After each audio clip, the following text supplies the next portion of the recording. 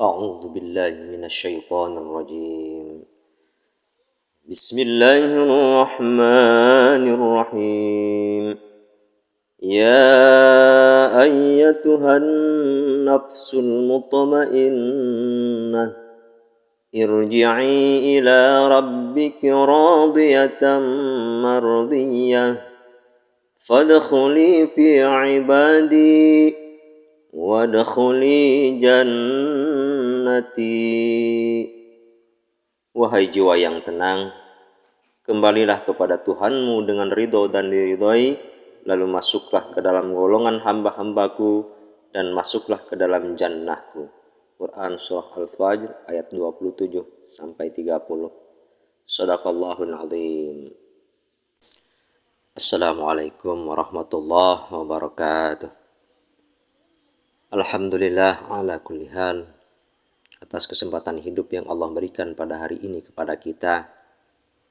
Keluar masuknya nafas kita akan menjadi rekam jejak hidup kita yang akan menjadi pertanggungjawaban kita di hadapan Allah Rabbul Alamin. Allahumma salli ala Sayyidina Muhammad wa ala ali Sayyidina Muhammad.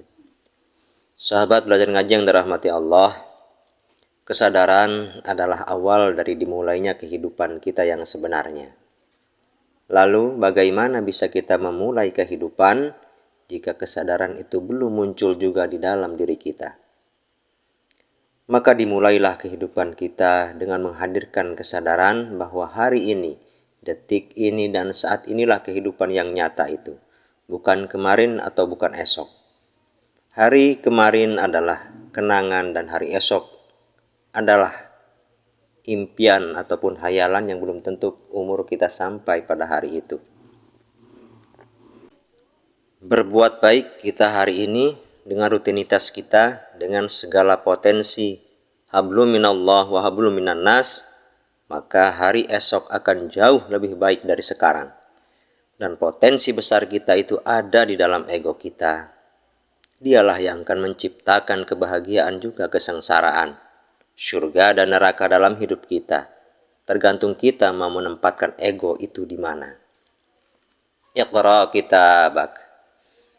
Mari sharing bersama sahabatku mengkaji kesadaran diri tentang apa sebenarnya tujuan hidup kita. Allah Subhanahu wa taala sudah memberikan clue itu kepada kita. Wa ma khalaqtul jinna wal insa illa liya'budun, kata Allah. Dan tidaklah aku ciptakan jin dan manusia melainkan untuk beribadah. Kita sepakat bahwa ibadah di sini bukanlah hanyalah sholat, puasa, zakat atau naik haji saja. Akan tetapi ruang lingkup ibadah itu sangat kompleks dan luas maknanya. Membahagiakan orang dengan tutur kata dan tindakan kita, berbagi dengan sesama, bahkan rutinitas pekerjaan apapun akan dinilai satu ibadah jika kita melakukannya dan ikhlas dengan landasan cinta kita kepada Allah. Lalu, sadarkah kita bahwa kita diciptakan Allah Sang Pencipta itu untuk tujuan Sang Pencipta itu sendiri, bukan untuk kita. Apa tujuan Allah itu? Yaitu kita menjadi tangan panjangnya Allah untuk menyebarkan rahmatan lil alamin, kasih sayangnya Allah kepada seluruh alam beserta isinya tanpa pilih bulu. Kasih sayang terhadap sesama manusia yang seiman atau tak seiman dengan kita, dan juga kasih sayang terhadap seluruh makhluk yang ada di alam ini. Jika kita sudah sadar akan hal ini, maka seharusnya berhentilah atau stop mengatur-atur Allah. Karena tujuan ciptanya kita itu untuk Allah, bukan untuk kita. Apa buktinya? Segala sesuatu yang terjadi kepada kita itu semua skenarionya Allah. Maka akan masuklah ke dalam hati kita akan makna iman kepada qada dan qadarnya Allah. Baik buruk, sehat, sakit, bahagia ataupun sengsara, itu semua diciptakan oleh sisi gelap dari ego kita. Akan tetapi jika titik kesadaran kita sudah hadir, semua yang terjadi pada diri kita itu adalah satu kebenaran dari Allah. Jika kita sudah bisa memandang bahwa itu satu kebenaran, maka kita akan mampu menangkap makna hidup yang sebenarnya. Sahabat belajar ngaji yang dirahmati Allah, kita akan coba masuk ke yang lebih dalam lagi. Sadarkah kita bahwa selama ini ibadah yang kita lakukan itu justru malah menyuruh-nyuruh Allah, mengatur-atur Allah? Contoh kecilnya begini. Dalam kita melakukan sholat, apa yang kita harapkan? Pahalakah? Syurgakah? Dalam tahajud dan zikir kita, apa yang kita harapkan? Usaha lancarkah atau urusan dunia lainkah? Lalu di mana pernyataan atau janji kita kepada Allah sewaktu kita membaca Inna sholati wa nusuki wa mahyaya wa mamati lillahi rabbil alamin. Sesungguhnya sholatku, ibadahku, hidupku dan matiku hanya untuk Allah Tuhan semesta alam. Sadarkah kita bahwa kita sudah mengingkari apa yang kita ucapkan di hadapan Allah? Dan salah satu sifat dari kemunafikan adalah mengingkari. Lalu di mana nilai kesucian ibadah kita jika semua ibadah kita hanya terus-menerus diperuntukkan untuk diri kita saja? Sehingga tertutup seluruh kesadaran kita bahwasanya kita terus-menerus menyuruh-nyuruh Allah, memaksa agar mengabulkan permintaan kita.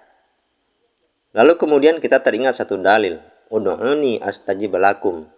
Berdoalah, memintalah, maka aku akan mengijabahnya, kata Allah. Tidak sadarkah kita bahwa Allah sedang memberikan pilihan tuh dengan adanya dalil tadi, untuk memisahkan mana hamba yang ikhlas dan hamba yang tidak ikhlas dalam menerima perjalanan hidupnya. La ilaha illallah wa la na'budu illa iyyahu mukhlishina lahuddin. Tidak ada Tuhan selain Allah, kami tidak menyembah kecuali kepadanya dengan memurnikan keikhlasan dalam agama. Siapa yang tidak ikhlas atau tidak murni dalam agama, walau karihal kafirun, walau karihal musyrikun, walau karihal munafikun. Dialah orang-orang kafir, orang-orang musyrik, dan orang-orang yang munafik. Ternyata ketidakikhlasan atau kemunafikan itu masuk ke dalam kategori daftar hitamnya Allah. Lalu, tidak cukupkah untuk kita ketika Allah memberikan satu pusaka untuk kita gunakan dalam hidup kita yang berupa istighfar?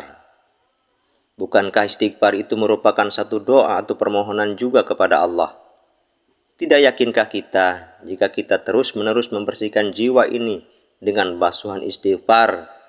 Istighfar dalam bentuk mengungkapkan dengan mulut kita ataupun istighfar dalam perbuatan kita menyebar kebaikan, maka atas kebersihan jiwa inilah yang akan membentuk satu kedamaian dan juga kesadaran. Hingga Allah berkenan untuk memanggil kita.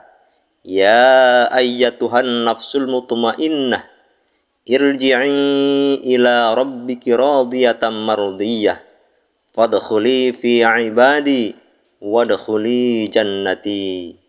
Wahai jiwa yang tenang, kembalilah kepada Tuhanmu dengan ridho dan diridhoi. Lalu masuklah ke dalam golongan hamba-hambaku dan masuklah ke dalam surgaku. Manusia-manusia yang sudah sampai pada titik inilah yang akan dicukupkan oleh Allah dari segala hal. Hatinya akan luas seluas padang mahsyar, selalu akan merasa cukup dengan apa yang Allah berikan.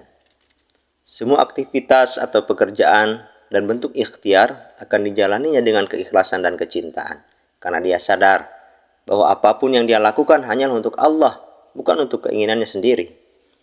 Saat mendapatkan rezeki, dia tak segan untuk berbagi, karena kesadarannya sudah tumbuh bahwa apapun yang Allah berikan padanya, di sana pun Allah titipkan hak orang lain yang harus disampaikan.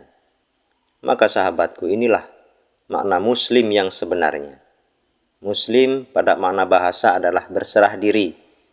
Ketika kita kaji lebih dalam tentang berserah diri, maka akan ditemukan suatu makna bahwa kita jangan menilai sesuatu atas dasar buruk, baik, salah, atau benar.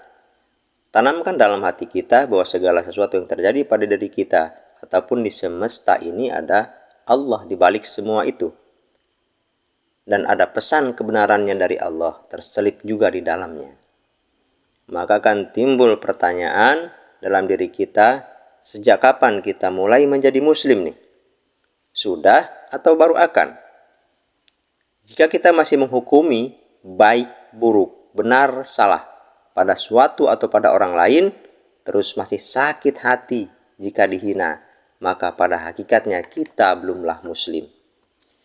Karena untuk menjadi atau mengawali menjadi muslim adalah sampainya kita pada titik kesadaran berserah diri sepenuhnya kepada Allah, bahwa semua yang terjadi adalah skenarionya Allah dalam kudrat dan iradatnya. Setelah sudah sampai pada titik kesadaran ini, maka hati kita akan dipenuhi pintu maaf.